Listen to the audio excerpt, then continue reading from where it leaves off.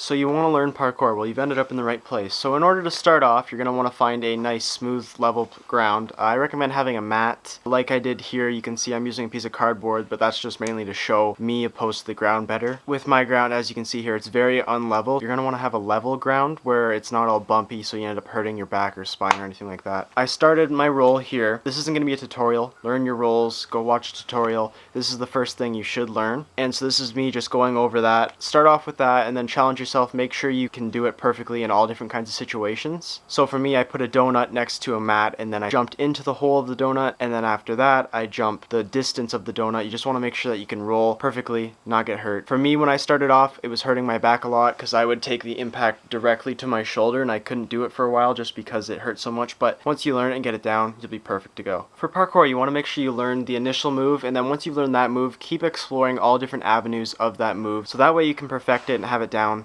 to a fork. I think that's a term. I've never heard it. No, it is. And then once you've learned the parkour roll, I would suggest going on to the Kong vault. That's like the most iconic move. That's just where you're running up to it, put two hands down, and then you bring your feet through your arms. I got a few different examples of that here. So it doesn't really matter what you have to practice on. You can do this on the ground, just bringing your feet through your arms and then getting that down. And then you can move on to something else, like I did it on my trampoline here. And then me and Kyle were practicing it on a unusual object. So we would Kong up to it, and then we would jump off of it, and then we would do our parkour roll. That is a good example of something where you could be doing that. That was pretty.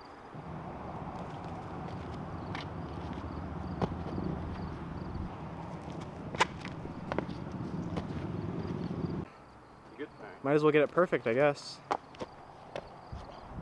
The biggest thing about parkour is progression. So you're going to want to start off with a minor step, and then you're going to want to go on to the next, to the next, to the next. As you can see here, we're starting off just a little bit, and then you don't want to fully commit until you're 100% comfortable with knowing that you can actually do the move. Also, being able to count your steps is pretty important because you don't want to be last minute double stepping, or as I call them, stutter steps. So that's when you do little foot stutters. Instead of doing full foot lengths, you just do like little ones because you don't know where your feet are. So make sure that you're able to count those down, know where you're actually going, opposed to just last minute and then you're just kind of falling into the wall or whatever you're doing. Balance is a big thing, and it's one of the easiest things to train. So as you can see here, I'm going on a rounded handrail, just walking down to the end, and then I walk back. Make sure you have your balance down because that is quite an important move, and this is all easy stuff to train. As you can see here, we're just going around the town, just finding random spots, and we're getting these things down pat. They're all basic moves, and you just work on them, and then eventually you're doing front flips off of something. Grip strength is another important thing, so if you're like me and want to get interested in rooftoping and going on top of buildings, you want to have grip strength so that way you're able to pull yourself up, which also comes with upper body strength. But upper body strength is easy to get, but grip strength is hard to get. And if you're interested in grip strength, check out my grapple hook video where me and Kyle went to an abandoned building and tested out a grapple hook. In training this, you will get more of it, so I didn't start off being able to do everything. As you learn it, you get the strength, and then you're able to do things without even really noticing. So precision would be the next thing, and that comes with balance too. So that's where you're doing a jump or a move into a precision where your foot or your body stays perfectly in control for your landing there. So equipment for parkour. When I first started learning parkour, I thought I needed gloves. I thought I needed long baggy sweatpants like you see in all the videos, but you really don't need anything for parkour. Sweatpants is obviously the most practical thing to wear because it kind of protects you from any like slashing, but in the summer I just go shorts for most of the time, but in the winter, sweatpants all through winter. Gloves, I thought I needed gloves, so I went on Amazon, I ordered a pair, and I put them on once and then I hated them. Gloves are just not useful. You tend to slip out of them. Unless you're worried about your fingerprints or something, I wouldn't suggest them just because you can build up the strength in your hands and you get callus and stuff.